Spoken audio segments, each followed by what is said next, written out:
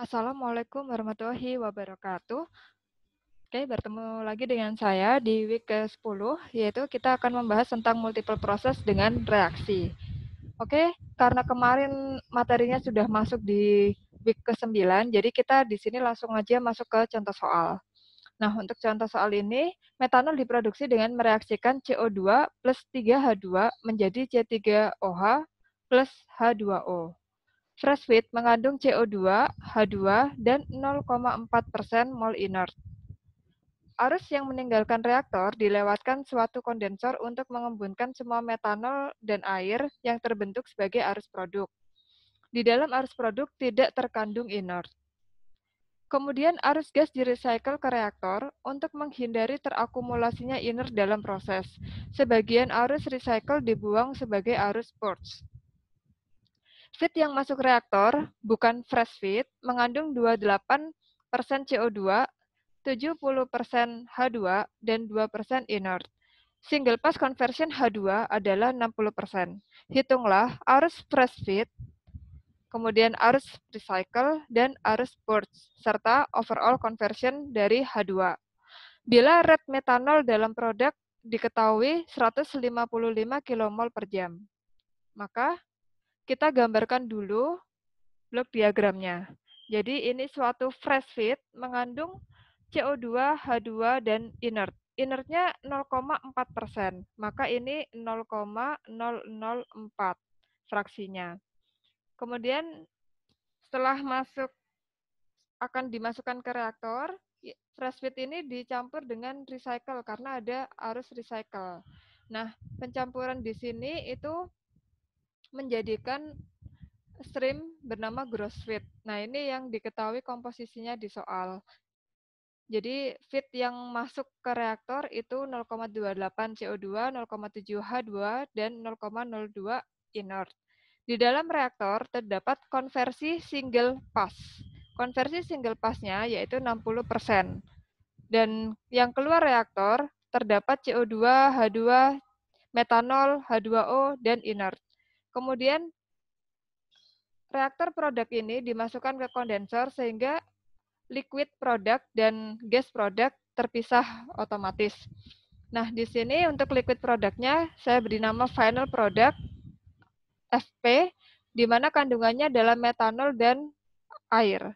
Nah, sedangkan untuk yang gas product itu saya beri nama overhead, keluar dari kondensor, yang mengandung CO, H2, dan inert. Nah, ini selanjutnya di overhead ini sebagian di recycle dan sebagian di purge. Nah, kalau lihat dari blok diagram seperti ini, maka ada berapakah subsistem yang ada di sini? Ya, subsistemnya ada 4 subsistem. Yang pertama, mixing antara fresh feed dan recycle menghasilkan gross feed. Yang kedua, subsistem di reaktor, perubahan gross feed menjadi reaktor produk. Kemudian yang ketiga itu pemisahan di kondensor dari reaktor produk menjadi overhead dan final product. Dan yang ketiga, yang keempat adalah splitter. Jadi sebagian harus dibuang karena ada inert. Kalau misalnya inert di recycle semuanya akan menjadi akumulasi yang besar di reaktor sehingga akan merugikan karena konversinya akan semakin turun kebanyakan inert. Nah, di sini saya gunakan basis 155 kmol metanol di final product. Karena di soal diketahui bahwa jika terdapat 155 kmol metanol di produk. Dan ini basis yang kedua, ini dilakukan dalam 1 jam operasi. Nah, karena yang diketahui itu adalah metanol 155 kmol, maka saya berangkatnya dari sistem ketiga, subsistem ketiga. Nah, dari sini kita bisa dapatkan neraca massa komponen metanol di sini. Ini kondensor, cuman pemisahan aja. Kita dapatkan akumulasi sama dengan in main out plus generasi main konsumsi. Karena steady state, maka akumulasinya 0 sama dengan metanol di reaktor produk dikurangi metanol di final product plus 0 main 0. Generasinya 0, konsumsinya 0 karena tidak ada reaksi. Maka metanol di reaktor produk sama dengan metanol di final product, di mana metanol di reaktor produk itu adalah 155 kilomol. Nah, ini kita sudah dapatkan metanol di reaktor produk. Kemudian kita mencari komposisi yang lain, mungkin ada dan bisa kita peroleh dari reaksi. Nah, ini kita tuliskan reaksinya CO2 plus 3H2 menjadi C3 CH3OH atau metanol plus H2O. Nah, yang kita ketahui itu kan si metanol. Berarti untuk yang ke kanan dan ke kiri kita sesuaikan saja koefisien reaksinya. Nah, di sini koefisien reaksinya sudah benar, maka kita ketahui bahwa ada H2O 155, H2 yang bereaksi 465, CO2 yang bereaksi 155 kilomol. Nah, karena dari reaksi ini yang sebelum masuk ke reaktor itu tidak ada H2O, berarti sudah dipastikan bahwa H2O yang di sini itu 100% dari H2O yang tergenerasi di reaksi. Maka H2O-nya diketahui 155 kilomol. Nah, sekarang kita berangkat ke subsistem yang kedua. Karena kita sudah tidak bisa ngapa-ngapain lagi di subsistem 3, kita sudah stuck. Kalau mau nyari H2, maka H2 itu harus dicari dari subsistem yang kedua, dan seterusnya. Nah, ini saya ada typo, ini harusnya CO2. Nah, kemudian karena kita butuh H2-nya berapa, CO2-nya berapa, inertnya berapa, supaya kita bisa jalan ke subsistem selanjutnya, maka kita hitung dulu.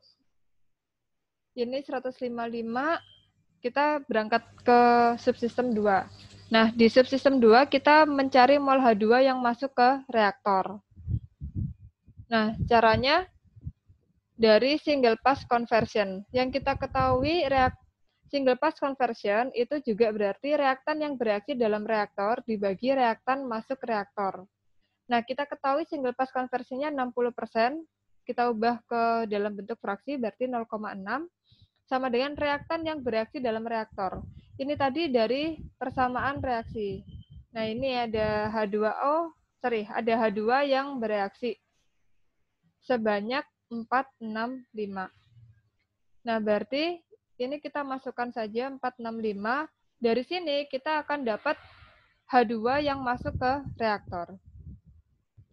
Nah, dari sini H2 yang masuk ke reaktor kita pindah ke kiri, sedangkan yang 0,6 kita pindah ke kanan.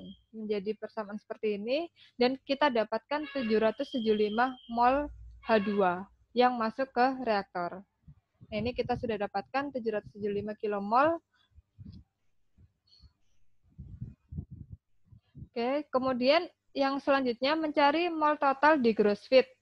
Karena kita punya mol H2 dan kita punya fraksi mol H2, kita bisa cari tahu mol total di gross feed. Mol H2 di gross feed sama dengan fraksi mol H2 di gross feed dikali gross feed-nya. Nah, ini mol H2 di gross feed 775 sama dengan 0,7 kali gross feed.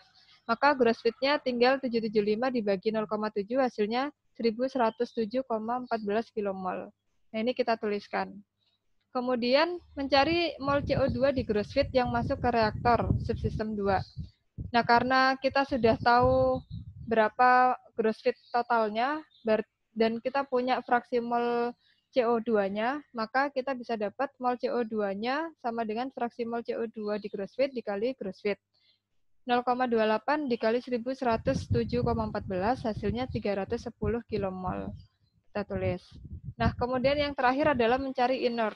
Mencari inert di gross feed yang masuk ke reaktor. Jadi tinggal mol inert itu sama dengan total massa atau total mol gross feed dikurangi mol H2 di gross feed dikurangi mol CO2 di gross feed. Hasilnya 22,14 kilomol. Oke, dari sini dari subsistem 2 kita sudah dapat full massa atau mol di gross feed. Nah, kemudian kita mencari komponen-komponen, mol-mol komponen yang ada di reaktor produk. Nah, jadi kita berangkatnya dari neraca massa komponen. Akumulasi sama dengan mol masuk dikurangi mol keluar ditambah mol generasi min mol konsumsi. Akumulasi 0 karena steady state. Ini karena dilewatkan di reaktor, maka mol tergenerasi dan konsumsinya tidak boleh 0. Terus kita pindah aja mol yang keluar alias di reaktor produk itu akan sama dengan mol yang masuk ditambah mol generasi min mol konsumsi. Ini mol di gross feed. Nah, ini mol CO2 yang keluar. Jadi kita cari yang ini bisa kita cari dari neraca massa komponen di sini. Mol CO2 yang keluar sama dengan mol CO2 yang masuk dikurangi mol CO2 yang masuk ditambah mol CO2 tergenerasi min mol CO2 terkonsumsi. Nah, sekarang kita lihat mol CO2 yang masuk itu ini ya, 310 kmol. Ditambah mol CO2 tergenerasi. Ada nggak yang di zona kanannya panah? Nggak ada. 0 berarti. Min mol CO2 dikonsumsi. Ini ada, 155. Maka dari sini kita hitung, kita dapatkan mol CO2 yang di reaktor produk adalah 155 kmol.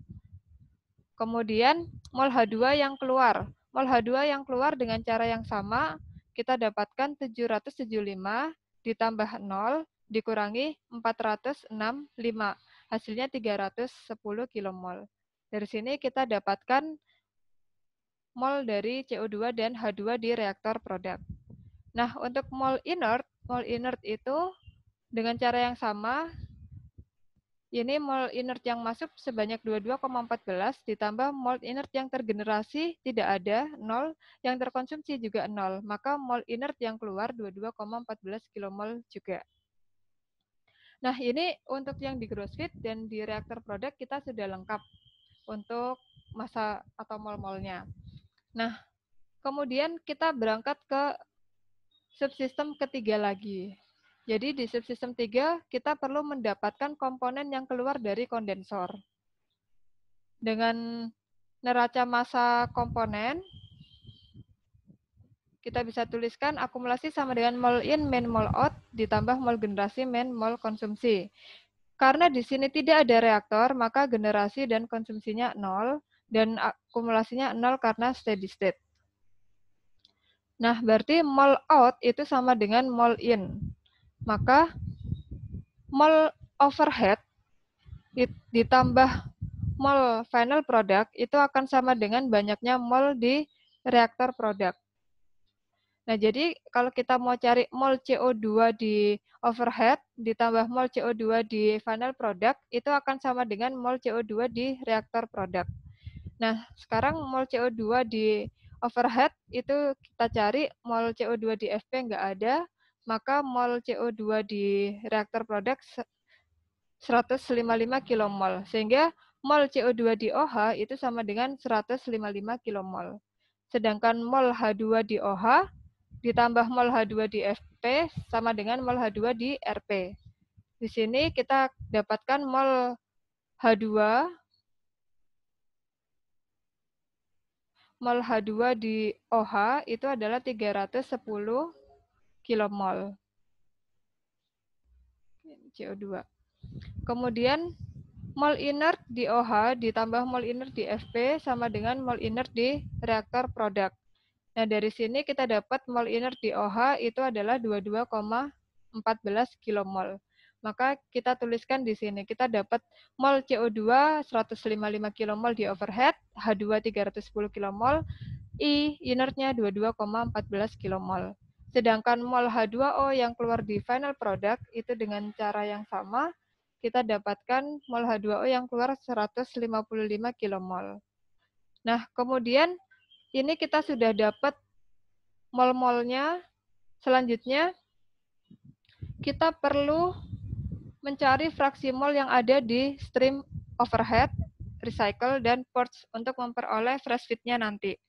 Nah, jadi di sini prinsipnya, karena ini di overhead ada dikeluarkan ke recycle dan ke purge, maka ini itu sistem yang berlaku adalah sistem splitter. Jadi langsung dibagi gitu. Nah, Jadi splitter itu hanya membagi banyaknya laju alir saja dengan komposisi yang sama. Misal kalau teman-teman punya 1 gelas besar es sirup, terus mau dibagi ke temannya, ke gelas kecil. Nah, yang ke gelas kecil itu adalah yang quartz. Dengan yang kalian bawa lagi di gelas besar itu yang recycle. Nah, itu kan cuma di split aja.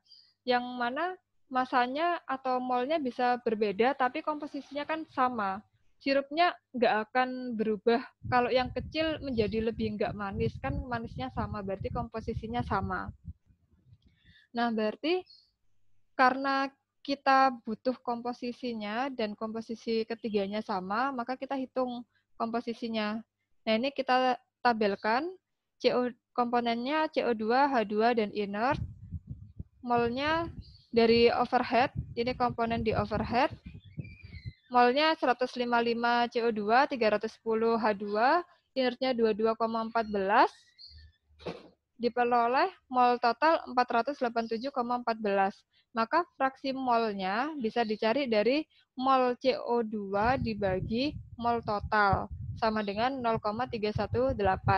Dan seterusnya, akhirnya kita dapat ini komposisinya, 0,318 CO2, 0,636 H2, dan 0,046 inert. Totalnya 1. Maka ini kita tuliskan, ini adalah komposisinya. Nah, kemudian bisa nggak kalau misalnya cari recycle dan quartz-nya dari sini, kan itu ada overhead, sudah diketahui itu jumlahnya berapa. Nah, coba kita coba.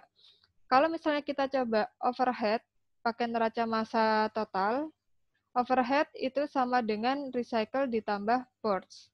Nah, ini overhead sama dengan recycle plus quartz. Ini kita punya 487,4 sama dengan R plus P. Nah, kemudian untuk neraca massa komponen, kita punya misal pakai CO2. Maka kita punya CO2 di overhead sama dengan CO2 di recycle ditambah CO2 di quartz. Nah, ini CO2 di overhead itu 155, CO2 di recycle itu 0,318 R ditambah 0,318 P.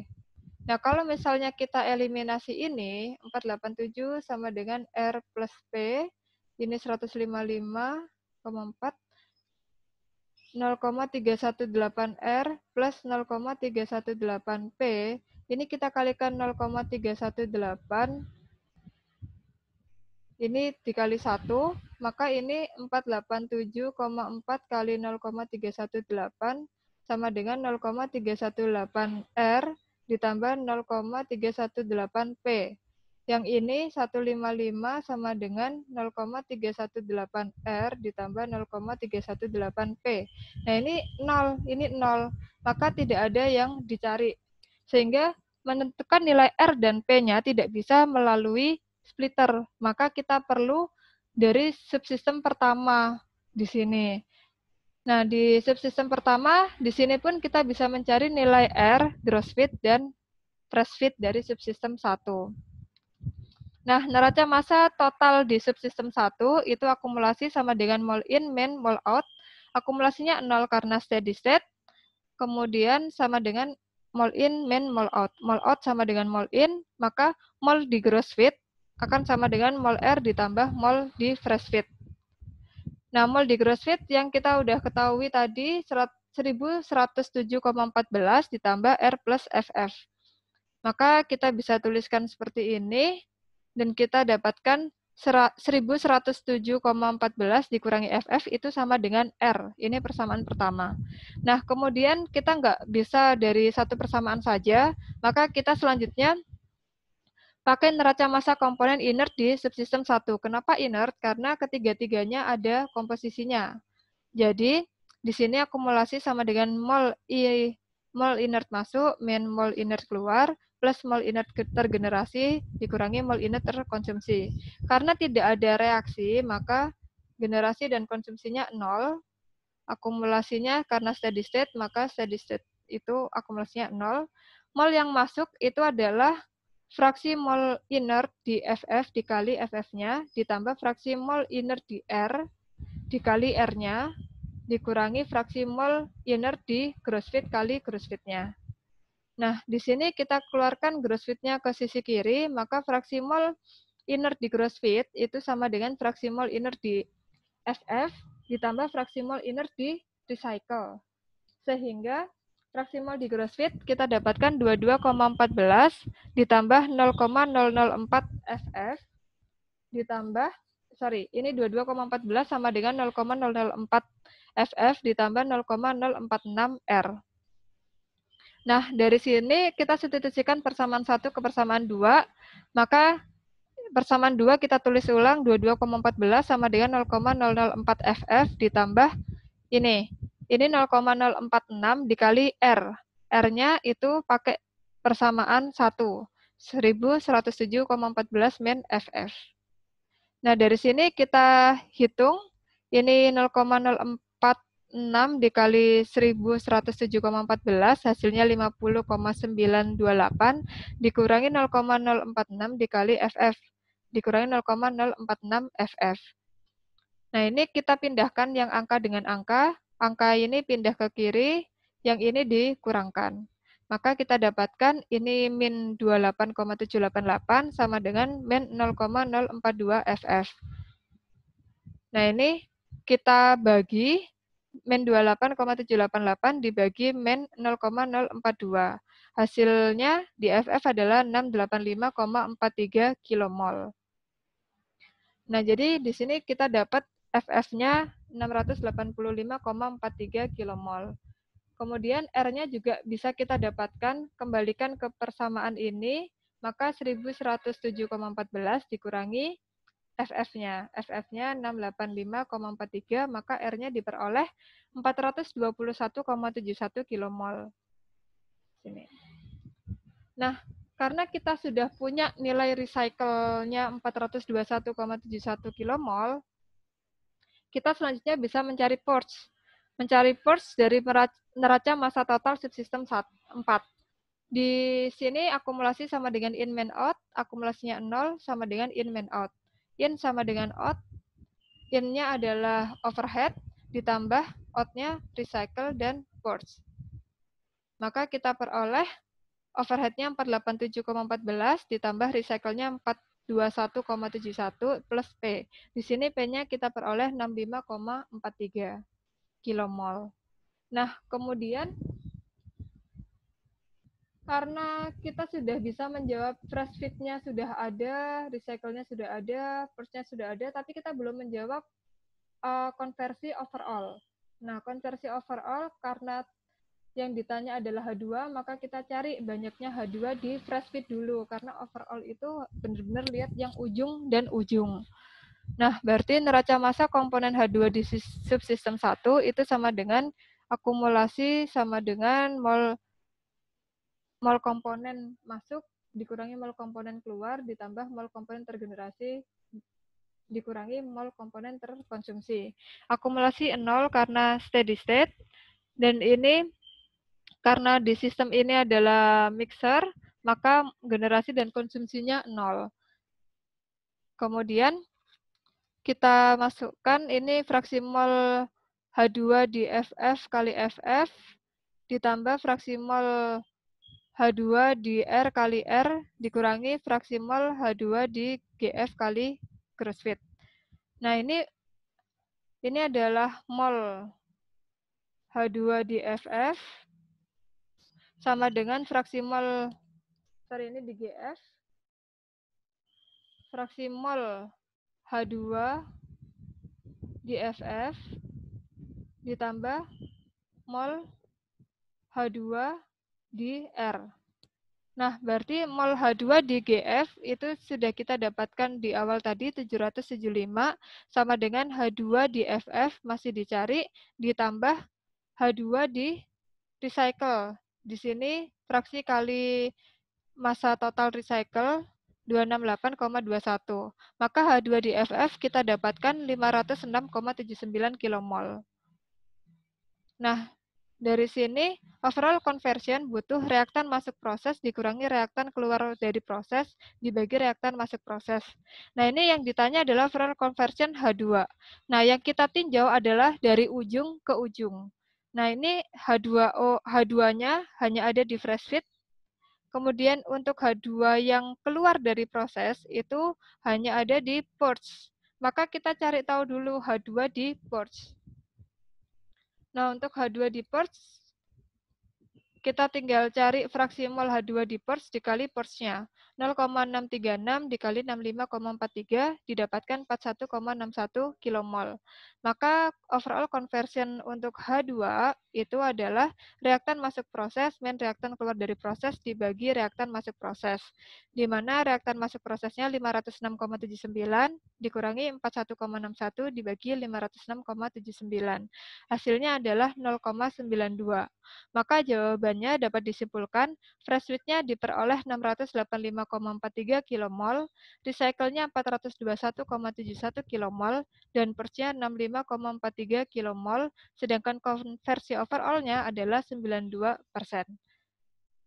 Baik, sampai di sini untuk contoh perhitungan multiple proses dengan reaksi. Bila ada pertanyaan, silahkan tanyakan di grup, komen, atau video call, dan bisa kita diskusikan di Hangout Meet.